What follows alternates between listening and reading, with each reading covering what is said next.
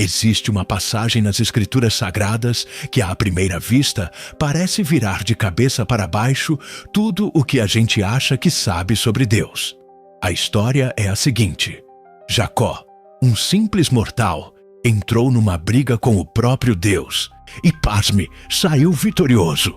Mas como assim? Como isso seria remotamente possível? O Criador de tudo, o Todo-Poderoso, sendo superado por uma de suas criaturas.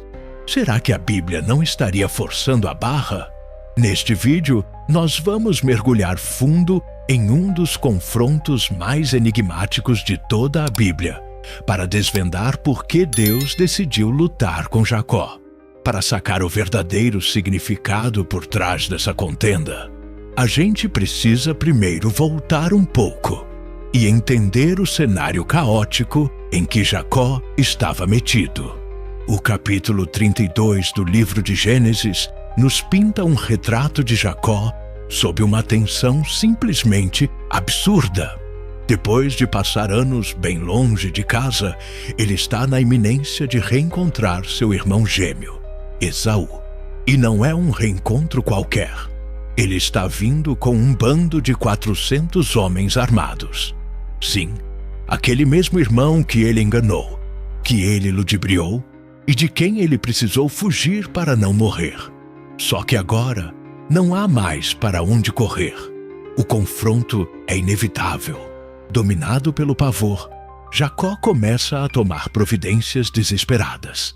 Ele divide tudo o que tem, envia seus servos na frente com presentes para tentar apaziguar o irmão e chega a separar sua própria família em 2 grupos, numa tentativa de salvar pelo menos uma parte. Ele se prepara para o pior, mas a verdade nua e crua é que o seu maior adversário não era Esaú, mas sim a guerra que travava dentro de si mesmo. É nesse exato momento que o texto bíblico nos diz: naquela mesma noite, ele se levantou, tomou suas 2 mulheres, suas 2 servas e seus 11 filhos e atravessou o val do Jaboque. E então, Jacó ficou completamente só. No silêncio da noite, uma figura masculina emerge do nada. E de forma súbita, sem uma única palavra ou explicação, começa a lutar com ele. É uma luta que se arrasta pela noite inteira. Um embate físico, real. Mas o texto o descreve de um jeito propositalmente misterioso, nos deixando cheios de perguntas. Se essa história já te fisgou, que tal deixar um like para eu saber que estamos no caminho certo? A primeira questão que explode na nossa mente é: quem era esse homem enigmático que brotou das sombras para brigar com Jacó? De início, ele parece um desconhecido qualquer. Talvez um ladrão, quem sabe um dos homens de Esaú, ou até mesmo um anjo com o pavio curto. Contudo, conforme a luta se desenrola, a ficha de Jacó começa a cair. Aquele não era um adversário comum. Era alguém de uma esfera muito, muito superior. Lá no final do confronto, depois de ter apanhado tanto no corpo quanto na alma, Jacó faz uma declaração que deixa qualquer um de queixo caído. Vi a Deus face a face e a minha vida foi poupada. Exato. Jacó estava lutando com o próprio Deus. Isso tem um nome técnico: teofania, que é basicamente uma aparição visível de Deus. Um momento em que o divino se manifesta de uma forma que nós, seres humanos, podemos perceber. E aqui não estamos falando de uma visão ou de um sonho, mas de um encontro real, concreto e palpável. Mas, calma aí. Por que raios Deus escolheria aparecer para Jacó como um lutador?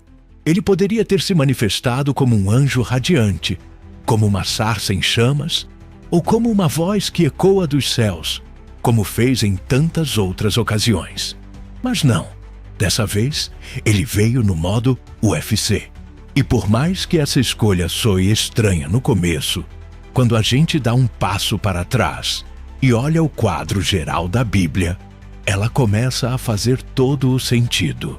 Deus consistentemente se revela de uma maneira que dialoga diretamente com a realidade de cada indivíduo. Para Abraão, o nômade que vivia em tendas, ele surge como um viajante. Para Moisés, o pastor de ovelhas no meio do deserto, Deus se manifesta como uma sarça que queima sem parar. Algo aparentemente comum, mas com um toque sobrenatural. Agora, pense em Jacó, um homem que passou a vida inteira lutando por absolutamente tudo. Para ele, Deus escolheu o modo mais simbólico possível. Ele veio como um oponente. E faz sentido, porque desde o ventre de sua mãe, Jacó já disputava espaço com Esaú. Mais tarde, ele enganou o irmão para roubar o direito de primogenitura, e não satisfeito, usurpou também a bênção que pertencia ao outro. Ele passou anos jogando sujo com seu sogro, Labão, sempre tentando levar a melhor na base da esperteza. Jacó era o tipo de cara que sempre quis vencer na marra, do jeito dele. Sendo assim, nada seria mais lógico do que Deus aparecer como um lutador, porque essa era a única linguagem que Jacó realmente entenderia. Deus não estava apenas brigando com ele. Estava, na verdade, segurando um espelho para que Jacó visse quem ele era por dentro. Era um combate externo que escancarava a sua guerra interior. O que você acha dessa forma de Deus se comunicar? Deixa sua opinião aqui nos comentários. E é no meio dessa batalha intensa que algo ainda mais surpreendente acontece. O texto nos informa, vendo que não prevalecia contra ele, nesse ponto a gente coça a cabeça e se pergunta: como assim Deus não conseguia vencer Jacó? A resposta, obviamente, é que ele podia. Deus é onipotente, mas a intenção dele nunca foi esmagar Jacó. O objetivo era transformá-lo. O que estamos testemunhando aqui é Deus se limitando de propósito, como um pai que se ajoelha no chão para brincar de luta com o filho pequeno e até o deixa vencer para ensiná-lo, para fortalecê-lo, para criar um laço mais profundo.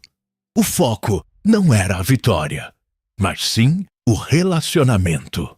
A prova disso vem logo em seguida, quando o texto complementa: tocou-lhe na articulação da coxa, de modo que a junta da coxa de Jacó se deslocou. Ou seja, depois de horas de um embate aparentemente equilibrado, bastou um simples toque de Deus na coxa de Jacó para feri-lo gravemente. A lição aqui é cristalina. Deus poderia ter encerrado aquela luta a qualquer momento com o mínimo de esforço. Mas isso nos leva à pergunta que realmente incomoda: por que Deus aleijou Jacó? Ele poderia simplesmente ter terminado a luta, ensinado a lição e ido embora. Mas ele não fez isso. Deus toca justamente no ponto de força de Jacó, no tendão do quadril, a base que sustenta o corpo, o pilar do seu caminhar. É crucial entender que isso não foi um ato de crueldade, mas sim de profunda misericórdia. Jacó havia passado a vida inteira confiando em si mesmo, em sua própria astúcia, em sua esperteza e em seus esquemas. Ele era o mestre da autossuficiência. Mas agora, mancando, incapaz de lutar e sem a menor condição de fugir, a única coisa que lhe restava era se agarrar desesperadamente em Deus. Deus feriu Jacó para poder salvá-lo. Foi um golpe de misericórdia, um ferimento que na verdade liberta, um toque divino que quebra por fora para poder curar por dentro. Deus levou aquela luta até as últimas consequências, porque estava totalmente comprometido em transformar aquele homem de dentro para fora. Às vezes, a única maneira de Deus vencer a nossa resistência é enfraquecendo justamente aquilo que nos mantém distantes dele. E sim, isso vale para nós hoje, da mesma forma. Quando Deus quer nos trazer de volta para perto, Ele pode tocar na nossa saúde, nos nossos planos, na nossa vida financeira ou nos nossos relacionamentos, não por raiva, mas para nos quebrantar, para que a gente finalmente pare de lutar contra ele e entenda que a nossa dependência dele é total. O que muitas vezes nos parece uma tragédia é, na verdade, um recomeço disfarçado. A dor que parece um castigo pode ser, na realidade, a graça cirúrgica de Deus em ação. Conhece alguém que precisa ouvir essa mensagem? Então, compartilhe este vídeo e ajude essa reflexão a chegar mais longe. É nesse ponto que a história tem a sua grande virada. Mesmo mancando, mesmo ferido e exausto, Jacó não solta o seu oponente. Muito pelo contrário, ele se agarra com toda a força que lhe resta e declara: "Não te deixarei ir, se não me abençoares." Percebe a mudança radical aqui? O mesmo Jacó, que sempre roubou bênçãos usando truques e manipulação, agora finalmente compreende. A verdadeira bênção vem diretamente de Deus, e ela não pode ser tomada à força. Ela só pode ser recebida. Não é sobre a força do braço, mas sobre a rendição do coração. Deus não é como as outras pessoas com quem Jacó lidou. Ele não pode ser enganado, mas ele é infinitamente misericordioso. E no momento em que Jacó abandona a sua máscara de autossuficiente e assume a sua fraqueza, ele finalmente está pronto para receber aquilo que sempre buscou: uma identidade nova e verdadeira. E então vem a pergunta que muda absolutamente tudo. O homem misterioso questiona: "Qual é o seu nome?" Mas espere um pouco. Deus já não sabia o nome dele? É claro que sim. Deus conhece todas as coisas. Então, por que essa pergunta? A questão não era para obter informação, mas para provocar um confronto. Jacó precisava dizer em voz alta quem ele era. Ele precisava encarar a verdade sobre si mesmo, sem filtros e sem desculpas. Na cultura bíblica, o nome de uma pessoa não é só uma etiqueta. É a sua identidade, a sua essência. E o nome Jacó carrega um peso simbólico gigantesco. Significa enganador, suplantador, aquele que passa a perna nos outros para tomar a frente. Era como se Deus estivesse dizendo: "Chega de fingir, diga para mim quem você realmente é." E pela primeira vez na vida, Jacó para de atuar, para de manipular. Ele não tenta esconder nada. Ele admite: "Eu sou Jacó. Eu sou o enganador." Essa confissão, essa vulnerabilidade total, é o que abre as portas para a sua redenção.